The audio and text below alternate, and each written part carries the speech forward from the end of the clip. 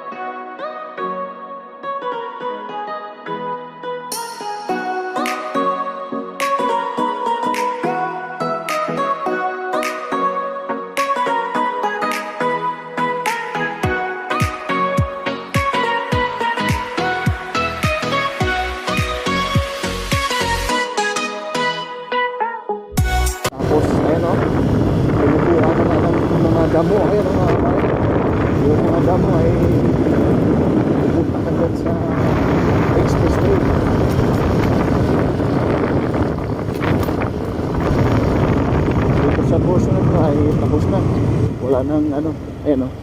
Ito yung matagal na nasemento, ngayon ay tapos na, 3 lane pala yan. Dito sa, ito yung barangay San Miguel, Alaminos, Laguna. Diyan sa unahan, ano na yan, papunta San Pablo na.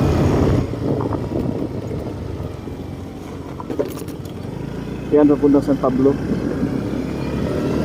Ayun o, tinubuan na mga damo-damo mga kabayan.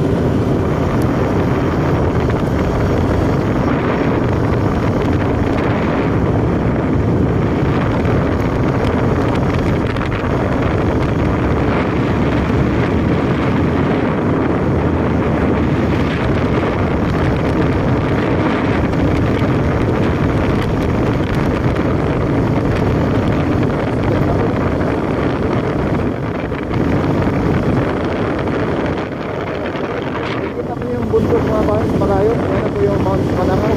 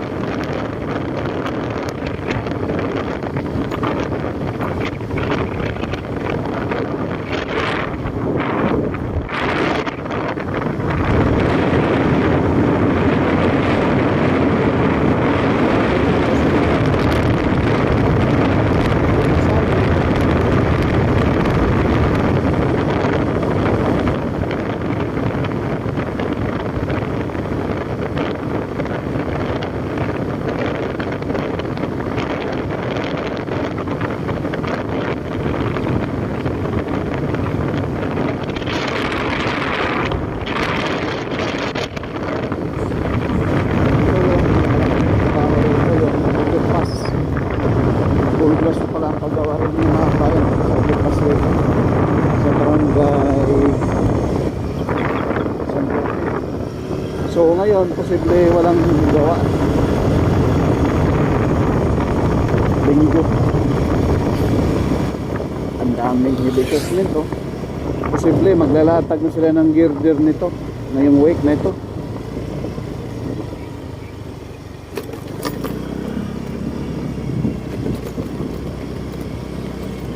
Naka-ready na yung mga crane dyan, mga heavy equipment.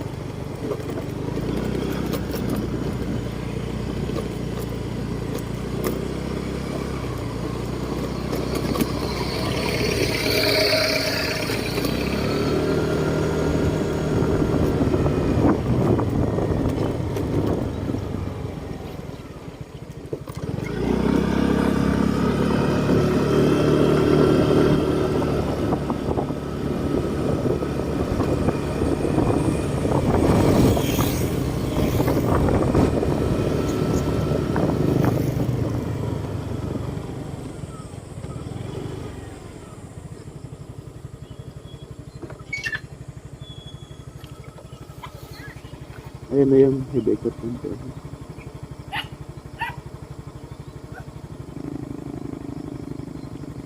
Diyan yung overpass gagawin. So pakita ko po sa inyo mga bayan yung mismong overpass, mismong San Pablo Interchange dito at mismong overpass na gagawin rito sa may Barangay San Roque, San Pablo City, Laguna mga kabayan.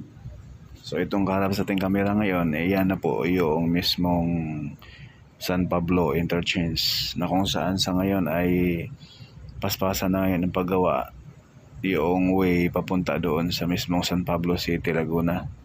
Yung mismong toll gate na gagawin rito sa mismong San Pablo City, Laguna mga bayan.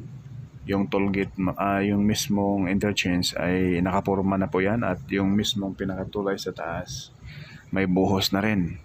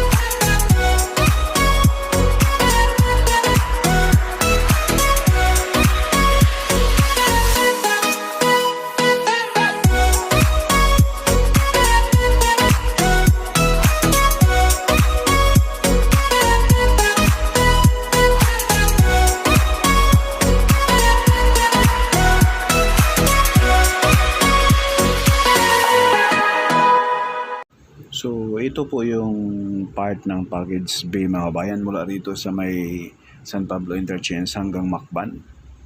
Yung dinaanan natin kaganina. Halos kompleto na. At yung toll gate ngayon rito sa mismong San Pablo Interchange ang mismong kiniklearing na po yung right of way issue mga bayan. Hindi pa natin tukoy kung saan talaga tatama yung karugtong doon sa Maharlika Highway. Posible doon tumbok sa San Pablo Bus Terminal or malapit doon mismo mga kabayan. Kaya abangan po ninyo yung ating susunod pang mga update. So, yung kaharap sa ating kamera ngayon ay approaching na po yan dyan sa ginagawang overpass. Yung nadaanan natin kaganina sa ground shot. Dyan po tayo kaganina dumaan mga kabayan. Yung kahabaan ng expressway nitong package B, no? Diyan po tayo dumaan kaganina.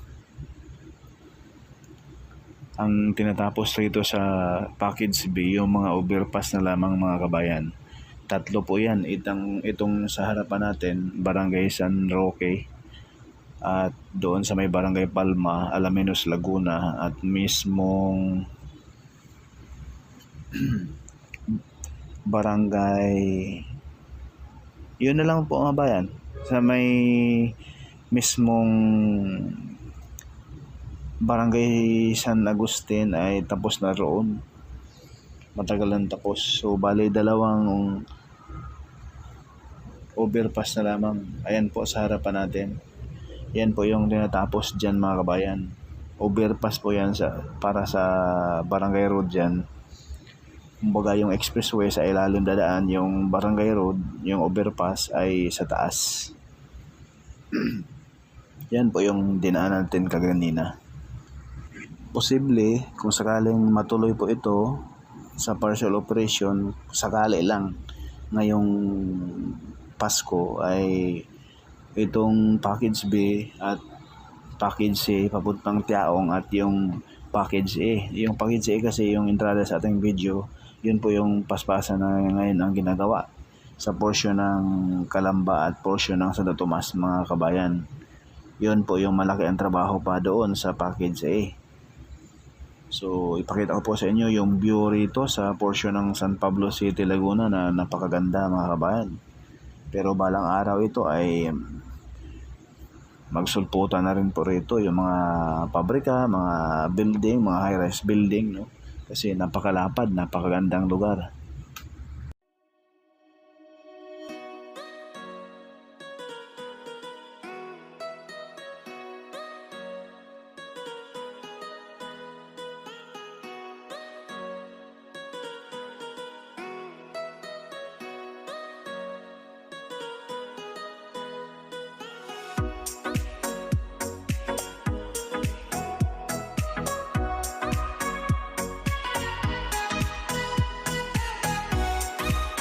So yun lang po muna mga kabayan, yung ating update rito po sa package A, package B sa SLEX Tier 4. Maraming salamat and God bless sa lahat.